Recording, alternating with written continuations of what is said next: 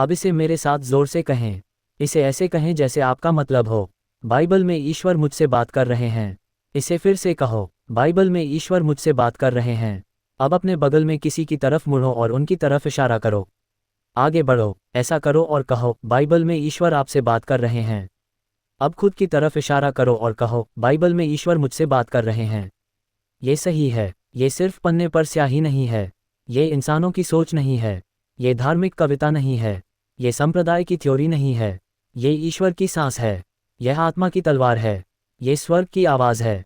आप देखिए, बहुत से लोग ईश्वर के कुछ कहने का इंतज़ार कर रहे हैं, जबकि ईश्वर ने पहले ही कह दिया है और वह हमसे भी इसे वापस कहने का इंतज़ार कर रहे हैं। और मैंने ये सीखा है, प्यारे दोस्तों, ईश्वर के साथ 50 से ज़्यादा सालों तक चलने में। जब आप वह बोलते हैं जो ईश्वर पहले ही कह चुके हैं, तो आत्मा का दायरा हिलने लगता है। कुछ लोग एंजल्स के हिलने का इंतज़ार कर रहे हैं। एंजल्स उनके बोलने का इंतज़ार कर रहे हैं। मैंने कहा, एंजल्स इंतज़ार कर रहे हैं। और वे आपके रोने का इंतज़ार नहीं कर रहे हैं। वे आपके भीख मांगने का इंतज़ार नहीं कर रहे हैं। वे आपके चीखने का इंतज़ार नहीं कर रहे हैं। वे आपके 40 दिनों तक उपवास रखने का भी इंतज़ार नहीं कर रहे हैं। वे आपके परमेश्वर के वचन को आवाज़ देने का इंतज़ार कर रहे हैं। और आज रात मैं आपसे एक मुलाकात के बारे में बात करने जा रहा हूँ। हाँ, मेरे साथ भी ऐसा ही हुआ था। जैसे मुझे मुलाकात से पहले कई दर्शन और आध्यात्मिक अनुभव हुए थे, जहाँ मैंने अपनी आत्मा से रहस्योद्घाटन द्वारा देखा था कैसे एक देवदूत एक मरती हुई औरत के पास चुपचाप खड़ा रहा और इंतज़ार करता रहा। वह हिला नहीं, उसने बात नहीं की, वह बस वहीं खड़ा रहा। और पवित्र आत्मा ने मुझसे कहा, वह एक वचन का इंतज़ार कर रहा है, बस एक का। ओह, परमेश्वर की महिमा हो। चलो आज रात इस बारे में बात करते हैं। चलो बात करते हैं कि स्वर्ग को क्या चलाता है। चलो बात करते हैं कि देवदूतों को उनका काम क्या देता है। चलो बात करते हैं कि आपके कमरे में, आपके परिवार में, आपके शरीर में परमेश्वर की शक्ति को क्या सक्रिय करता है।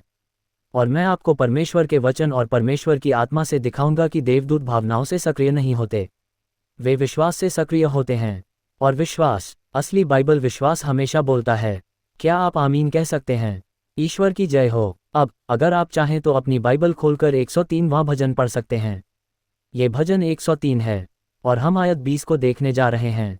मैं चाहता हूं कि आप इसे अपनी बाइबल में मार्क करें, इसे अंडरलाइन करें, इसे सर्कल करें, इसके पास एक स्टार लगाएं, जो भी आपको करना है, क्योंकि यह आयत यहीं पर उन सभी बातों का अंक है जो मैं आपको बताने वाला हूं। भजन 103-20 कहता है, हे प्रभु के स्वर्गदूतों, जो ताकत में सबसे आगे हो, जो उसकी आज्ञाओं को मानते हो और उसके वचन की आवाज़ सुनते हो, उसे धन्य कहो। आइए हम आखिरी हिस्सा एक साथ कहें, उसके वचन की आवाज़ सुनना। अब ध्यान दें कि इसमें ईश्वर के वचन को सुनने के बारे में नहीं कहा गया। नहीं, इसमें उसके वचन की आवाज़ के बारे में कहा गया। खैर, अब उसके वचन को आवाज़ कौन देता है? आप देते हैं, मैं देता हूँ, विश्वासी देता है। इसका मतलब है कि ईश्वर का वचन जब तक वह स्वर्गदूतों की शक्ति को एक्टिवेट नहीं करता। लेकिन जब कोई विश्वासी अपना मुंह खोलता है और वही बोलता है जो ईश्वर पहले ही बोल चुके हैं, तो अचानक स्वर्ग के पास आगे बढ़ने के लिए कुछ होता है। आप देखिए, देवदूत दिव्य कुरियर की तरह होते हैं जो किसी काम का इंतजार कर रहे होते हैं। लेकिन वे डर से ऑर्डर नहीं लेते, वे घबराहट से ऑर्डर नहीं लेते, वे इमोशनल ब्रेकडाउन से ऑर्डर नहीं लेते। वे इसलिए नहीं हिलते कि आप रोते हैं, वे इसलिए नहीं हिलते कि आप फर्श पर टहलते हैं, वे इसलिए नहीं हिलते कि डॉक्टरों ने आपको बुरी रिपोर्ट दी है।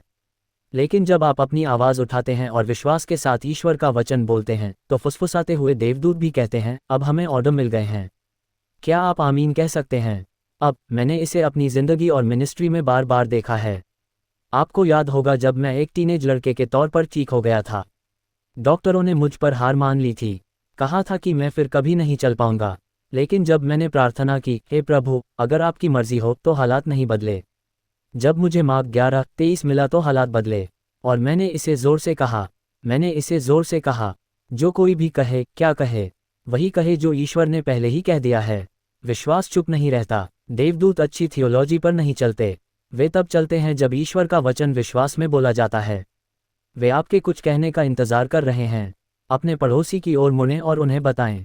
देवदूत आपके मुंह का इंतज़ार कर रहे हैं। ईश्वर की जय हो। अब मेरे साथ जल्दी से हिब्रू 1 पर जाएं। Hebrew chapter 1:14। यहाँ एक और गवाह है, क्योंकि हर सच को 2 या 3 गवाहों द्वारा साबित किया जाना चाहिए। हिब्रू 1:14 कहता है, क्या वे सभी सेवा करने वाली आत्माएं नहीं हैं जो उनके लिए सेवा करने के लिए भेजी गई हैं, जो उद्धार के वारिस होंगे? वह आप हैं। जोर से कहें, वह मैं हूँ। अब सेवा करने वाली आत्माएं वे देवदूत हैं जो उद्धार के वारिसों के लिए सेवा करने के लिए भेजे गए हैं। सिर्फ आपकी सेवा नहीं बल्कि आपके लिए सेवा करते हैं। इसका मतलब है कि आपके जीवन में ऐसे काम हैं जिन्हें देवदूतों की मदद से पूरा किया जाना है। लेकिन यहाँ एक दिक्कत है, उन्हें भेजा जाता है लेकिन आपको उन्हें अंदर भेजना होगा, और आप उन्हें अपनी भावनाओं के साथ नहीं भेजते, आप उन्हें वचन के साथ भेजते हैं। जब आप कहते हैं मेरे खिलाफ बनाया गया कोई भी हथियार कामयाब नहीं होगा, फरिश्ते काम पर लग जाते हैं। जब आप कहते हैं वह अपने फरिश्तों को मेरे ऊपर जिम्मेदारी देगा, तो वे फरिश्ते आपके चारों ओर अपनी जगह बनाना शुरू कर देती हैं। जब आप कहते हैं हजारों मेरे पास गिरेंगे लेकिन वह मेरे पास नहीं आएगा, दुश्मन का रास्ता बदल जाता है क्योंकि अब फरिश्तों की ताकतों का अधिकार क्षेत्र है। लेकिन आपको वचन को आवाज़ देनी होगी। मेरे साथ कहो, मैं वचन को आवाज़ देता हूँ। इसे फिर से कहो, मैं ईश्वर के वचन को आवाज़ देता हूँ और फरिश्ते उस पर चलती हैं। यही बाइबल है दोस्तों। अब यही बुनियाद है, यही कानून है, यही फरिश्तों की सेवा का न्यू टेस्टामेंट का खुलासा है। वे सिर्फ वीणा बजाते हुए इधर उधर नहीं घूम रहे हैं। वे ताकतवर, समझदार, दिव्य एजेंट हैं जो ईश्वर के वादे पर काम करने के लिए तैयार हैं, लेकिन सिर्फ तभी जब आप उन्हें बोलें। और यह मुझे उस नज़रिए पर लाता है जिसका मैंने पहले जिक्र किया था। क्योंकि एक रात मैं प्रार्थना कर रहा था और प्रभु मुझे आत्मा में ले गए, और मैंने खुद को एक ऐसी जगह पाया जो इस सच्चाई को ऐसे तरीके से सामने ला रही थी जैसा मैंने पहले कभी नहीं देखा था। क्या आप इसके बारे में सुनना चाहते हैं? तो मैं आपको बताता हूं कि उस हॉस्पिटल के हॉलवे में क्या हुआ था। अब ये कुछ ऐसा नहीं था जो मैंने सोचा था। ये सिर्फ बहुत ज़्यादा पिज्ज़ा खाने का सपना नहीं था। नहीं, ये रात का एक नज़ारा था। प्रभु ने सालों से मेरे साथ नज़ारे दिखाए हैं जैसे उन्होंने पुराने ज़माने के लोगों के साथ किए थे। और इसने मुझे पहचान लिया। मैं सुबह सुबह आत्मा में प्रार्थना कर रहा था, बस प्रभु के साथ संगति कर रहा था, उनकी पूजा कर रहा था, उनका शुक्रिया अदा कर रहा था। और फिर बस ऐसे ही, मैं अपने कमरे में नहीं था, मैं एक हॉलवे में था। मैंने उसे पहचान लिया। वह एक हॉस्पिटल का हॉलवे था। मुझे कैसे पता? क्योंकि मैं अपनी मीटिंग्स के दौरान पहले भी उन हॉलवे में घूम चुका था। मैं स्टेराइल हवा को सूंघ सकता था, ठंडी टाइल महसूस कर सकता था। लेकिन इस बार मैं किसी से मिलने नहीं जा रहा था। मुझे बुलाया नहीं गया था। मैं वहां आत्मा के पास था। मैंने हॉलवे में देखा और वहां एक नस का स्टेशन था जो धीरे से चमक रहा था। मॉनिटर ब्लिंक कर रहे थे, इवपोल दीवारों पर लगे थे, लेकिन सब कुछ रुका हुआ सा लग रहा था। क्या तुमने कभी ऐसा महसूस किया है जैसे दुनिया चल रही हो लेकिन कोई ऊपर वाला देख रहा हो? ऐसा ही महसूस हुआ। और जब मैं वहां खड़ा था तो एक आवाज़ ने मुझसे कहा, सुनाई नहीं दे रही थी लेकिन मेरी आत्मा में, कमरा 307 के दरवाजे पर एक फरिश्ता है। खैर, मैं मुड़ा और देखा। सच में दरवाजे पर वह छोटा सा सफ़ेद लेबल था, 307। लेकिन जिस चीज़ ने मेरा ध्यान खींचा वह कमरा नंबर नहीं था। वह थी जो अंदर बिस्तर के पास खड़ी थी। वहां एक संतरी की तरह स्थिर खड़ा ईश्वर का एक फरिश्ता था। लंबा, मजबूत, आग जैसी आंखें, लेकिन बिना हिले। वह मरीज को छू नहीं रहा था, वह बोल नहीं रहा था, वह ठीक नहीं कर रहा था, वह कुछ नहीं कर रहा था, वह बस खड़ा होकर इंतजार कर रहा था। मैंने कहा, ईश्वर, वह कुछ क्यों नहीं कर रहा है? प्रभु ने मुझे वहीं आत्मा में जवाब दिया, ठीक वैसे ही जैसे मैंने उन्हें पहले कभी नहीं सुना था। उन्होंने कहा, जब तक वचन न कहा जाए उसे हिलने की इजाज़त नहीं है। ओह, ये बात मुझ पर बिजली कड़कने जैसी लगी। उसे हिलने की इजाज़त नहीं है। तुम्हारा मतलब है कि फरिश्तों की भी कोई सीमा होती है? हाँ सर, हाँ मैडम, शक्ति की सीमा नहीं, काम की सीमा, और काम ईश्वर के वचन से शुरू होता है। प्रभु ने आगे कहा, उसके पास काम करने का अधिकार है लेकिन आदेश धरती से जारी होना चाहिए। मैंने कहा, तुम्हारा मतलब मुझसे? उन्होंने कहा, उससे। तभी मैंने उसे बिस्तर पर लेटी हुई देखा, एक कमज़ोर और बूढ़ी औरत। उसका नाम मालिन था और वह धीरे धीरे सांस ले रही थी, मशीनों से जुड़ी हुई थी, लेकिन उसकी आंखें मुश्किल से खुली थीं। मैं आत्मा में उस कमरे में गया। मैं बिस्तर के नीचे खड़ा हुआ और उसे नीचे देखा। उसने मुझे नहीं देखा। मैं आत्मा में था लेकिन मैं उसे देख सकता था, और मैंने उसे कमज़ोर, धीरे से प्रार्थना करते हुए सुना। उसने कहा, जीसस, मुझे आप पर भरोसा है, मुझे विश्वास है कि आप मेरे साथ हैं। वह सच्ची थी, उसके दिल में विश्वास था, लेकिन वह वचन नहीं बोल रही थी। उसने एक बार भी वह धर्मग्रंथ नहीं बताया जो वह जानती थी। उसने एक बार भी भजन 91 नहीं बोला। उसने एक बार भी नहीं कहा कि उसके कोड़ों से मैं ठीक हो गई हूँ। और देवदूत बस वहीं खड़ा रहा। और मैंने कहा, प्रभु, अगर उसने वचन कहा तो क्या होगा? उसने कहा कि देवदूत काम करेगा। अब दोस्तों, मैं चाहता हूं कि आप इसे अपनी आत्मा में गहराई से समझें। यह इस बारे में नहीं था कि उसने कितनी जोर से प्रार्थना की। यह इस बारे में नहीं था कि वह कितनी भावुक हो गई। यह उसके इतिहास या उसके प्रार्थना रिकॉर्ड के बारे में नहीं था। यह आध्यात्मिक नियम का पालन करने के बारे में था। देवदूत ताकत में सबसे अच्छे होते हैं, लेकिन वे उसके आदेशों का पालन करते हैं। वे उसके वचन की आवाज़ सुनते हैं। और उस पल ईश्वर की आत्मा ने मुझसे कुछ ऐसा कहा जिसे मैं कभी नहीं भूलूंगा। उसने कहा, मेरे लोगों के दिल में मेरा वचन है, लेकिन जब तक यह उनके मुंह से नहीं निकलता, मेरे देवदूत चुप रहते हैं। ओह, इससे मेरे अंदर कुछ हलचल हुई, क्योंकि वहां मालिन लेटी थी, एक विश्वास रखने वाली औरत, एक संडे स्कूल टीचर, एक औरत जिसने दूसरों को वचन कबूल करना सिखाया था। लेकिन अब ज़रूरत के समय में उसका मुंह उस सच के लिए बंद था जिसे वह जानती थी। और वह फरिश्ता इंतजार कर रहा था, बस एक आयत का, बस एक का। अब मैं सिस्टर मालिन को पर्सनली नहीं जानता था, लेकिन उस विशन में ईश्वर ने मुझे उसके बारे में चीज़ें दिखानी शुरू की, जैसे उसके अतीत की एक खिड़की खुल रही हो। और मैंने देखा कि यह औरत कोई स्पिरिचुअल नौसिखिया नहीं थी, कोई भविष्य बताने वाली नहीं। वह दशकों से ईश्वर के साथ चली थी। वह कोई ऐसी नहीं थी जो सिर्फ ईस्टर और क्रिसमस पर आती थी। नहीं, वह ऐसी थी जो चर्च में सबसे पहले आती और सबसे आखिर में जाती। उसने 31 साल तक संडे स्कूल में पढ़ाया, छोटों को वचन याद करना सिखाया। उसने अंतिम संस्कार के लिए खाना बनाया। उसने पॉटलिक के बाद सफाई की। उसने तूफानों के बीच प्रार्थना की और दूसरों के बिस्तर के पास बैठी। और अब वह बिस्तर पर थी। अब मैं आपको कुछ बताता हूँ। विश्वास आपको लड़ाइयों से आज़ाद नहीं करता। कभी कभी सबसे वफादार लोग सबसे गुजरते हैं, लेकिन सच तो यह है, ईश्वर वफादार लोगों को कभी नहीं भूलते। मेरे साथ कहो, ईश्वर वफादार लोगों को कभी नहीं भूलते। लेकिन देखो, मालिन बड़ी हो गई थी और समय के साथ वह थक गई थी। वह अब भी अपने दिल में विश्वास करती थी, लेकिन कहीं ना कहीं उसने अपने मुंह से बोलना बंद कर दिया। तुम्हें पता है, तुम किसी चीज़ पर इतनी देर तक विश्वास कर सकते हो कि वह तुम्हारे लिए बैकग्राउंड नॉइज़ बन जाए। वह खामोश विश्वास बन जाता है। लेकिन खामोश विश्वास पहाड़ नहीं हिलाता, खामोश विश्वास आसमान को नहीं हिलाता, और खामोश विश्वास फरिश्तों को नहीं भेजता। मैंने उसे उस बिस्तर पर लेटा हुआ देखा। उसके होंठ सूखे थे, उसके हाथ कमज़ोर थे। वह बुदबुदा रही थी, जीसस, मुझे तुम पर भरोसा है। जीसस, मुझे तुम पर भरोसा है। यह अच्छा है, यह मीठा है, यह कोमल है, लेकिन बिना बताए विश्वास करना सिर्फ आधा ही है। मैंने आत्मा को कहते सुना, वह वचन जानती है। उसने वचन सिखाया है, लेकिन अब उसे वचन बोलना होगा। मैंने फिर से एंजल को देखा। वह अभी भी बिना हिले डुले अभी भी देख रहा था, और फिर प्रभु ने मुझे कुछ शक्तिशाली देखने दिया। मैंने मालिन की यादों में झांका। मैंने उसे 5 साल पहले एक छोटे से संडे स्कूल के कमरे 2 में खड़ा देखा। वह अपने हाथ से भी बड़ी एक बड़ी बाइबल पकड़े हुए थी। उसके पीछे फलालन के तख्ते थे और उसके सामने 5 या 6 बच्चों का एक ग्रुप बैठा था। वह उन्हें भजन 91 पढ़ा रही थी। उसने कहा, बच्चों, मेरे साथ कहो, वह अपने एंजल्स को तुम्हारे ऊपर काम करने देगा ताकि वे तुम्हारे सभी रास्तों पर तुम्हारी रक्षा करें। और बच्चों ने इसे बार बार दोहराया। फिर उसने उनसे कहा, जब तुम डरे हुए हो, जब तुम्हें चोट लगी हो, जब तुम अकेले हो, तो ये लाइन बोलो, क्योंकि जब तुम ईश्वर का वचन बोलते हो तो फरिश्ते काम करते हैं। मैंने उसके चेहरे पर खुशी देखी, उसकी आवाज़ में ताकत, उसकी सिखाने की साफ बात।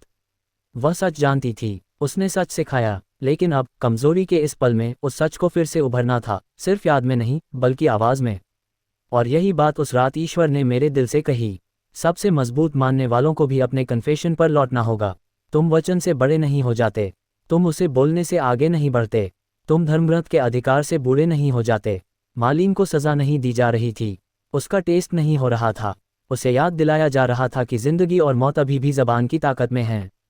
ओह, ईश्वर की जय हो। और मुझे उस पल पता था, ब्रेकथ्रू किसी और डॉक्टर की रिपोर्ट में नहीं था, ब्रेकथ्रू किसी नई दवा में नहीं था, ब्रेकथ्रू किसी और विजिटर के आने में भी नहीं था। ब्रेकथ्रू पहले से ही उसके बिस्तर के पास था, इंतज़ार कर रहा था, इंतज़ार कर रहा था कि वह वही करे जो उसने कभी बच्चों को सिखाया था। इंतज़ार कर रहा था कि वह बस एक लाइन बोले। और मेरी आत्मा में तेज़ी से हलचल मच गई।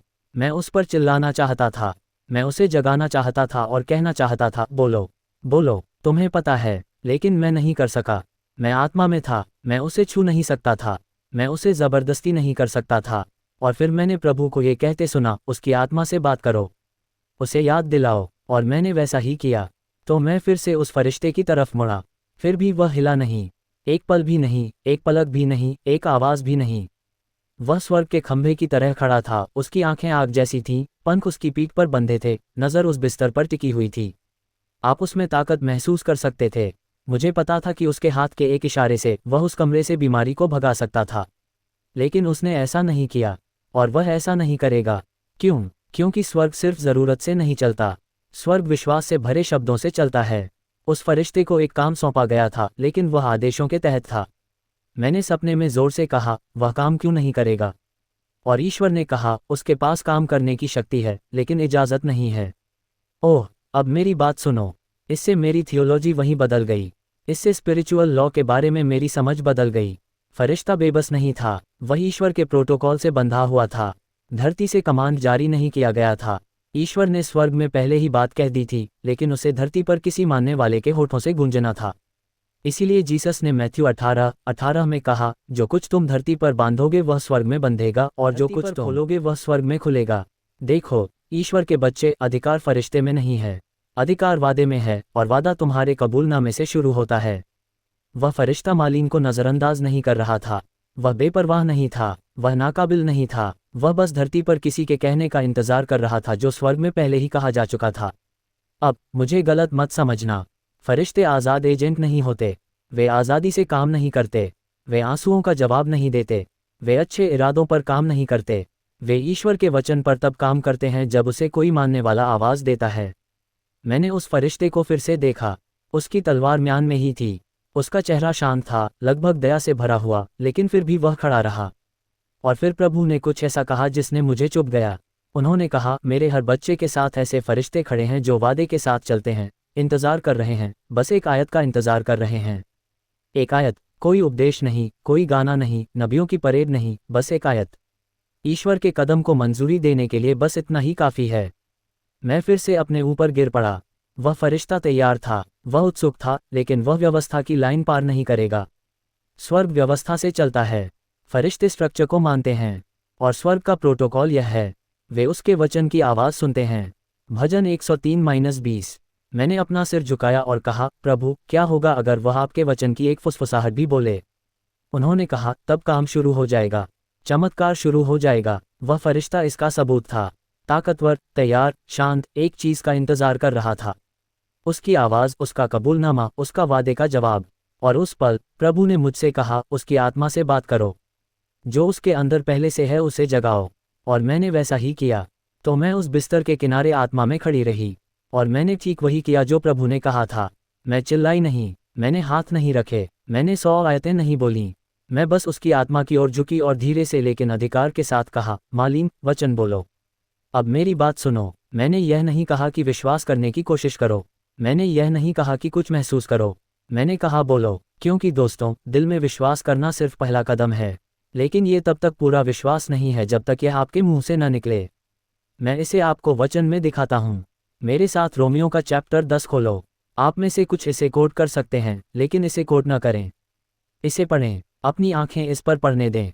रोमियो डेविडी। पॉल ने कहा, लेकिन ये क्या कहता है? वचन तुम्हारे पास है, तुम्हारे मुंह में और तुम्हारे दिल में भी। अब पहले अपने मुंह में ऑर्डर देखो, फिर अपने दिल में।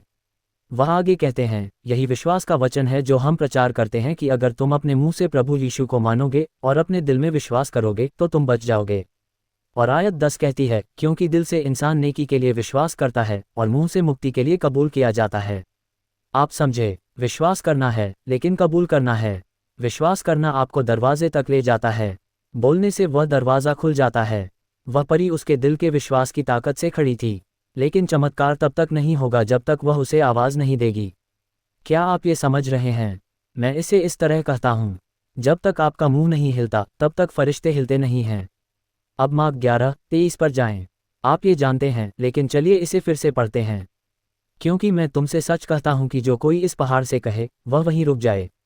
यीशु ने पहाड़ के बारे में प्रार्थना करने के लिए नहीं कहा। उन्होंने इसके बारे में गाने के लिए नहीं कहा। उन्होंने कहा, कहो, जो कोई इस पहाड़ से कहे, तुम उखड़ जाओ और समुद्र में जा पड़ो। अब ये कुंजी है। और अपने दिल में संदेह न करे, बल्कि विश्वास करे कि जो कुछ वह कहता है वह सच होगा।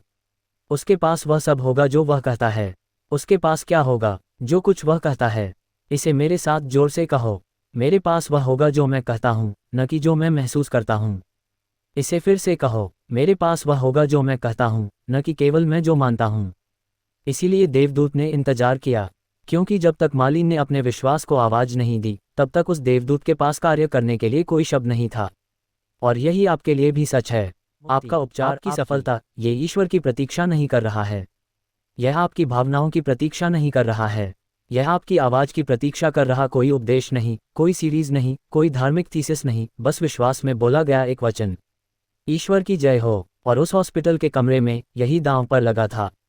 देवदूत हथियारबंद था, वह तैयार था, लेकिन वह आध्यात्मिक नियम से बंधा था। और स्वर्ग का नियम यही मांगता है, वह अपने देवदूतों को तुम्हारे ऊपर जिम्मेदारी देगा कि वे तुम्हारे सभी रास्तों पर तुम्हारी रक्षा करें। लेकिन ये बोलना ज़रूरी था, और बस एक पल में उसने ऐसा किया। ठीक जैसे मैं उस विशन में खड़ा था, आत्मा में इंतज़ार कर रहा था, देख रहा था, मैंने कुछ होते देखा। ऐसा लगा जैसे मालिन के अंदर से कोई याद तेज़ी से उभरी हो। उसके दिमाग से नहीं, बल्कि उसकी आत्मा से।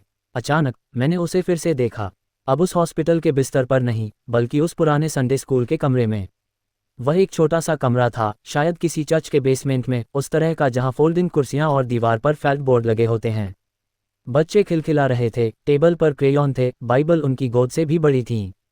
और वहां सिस्टर मालिन खड़ी,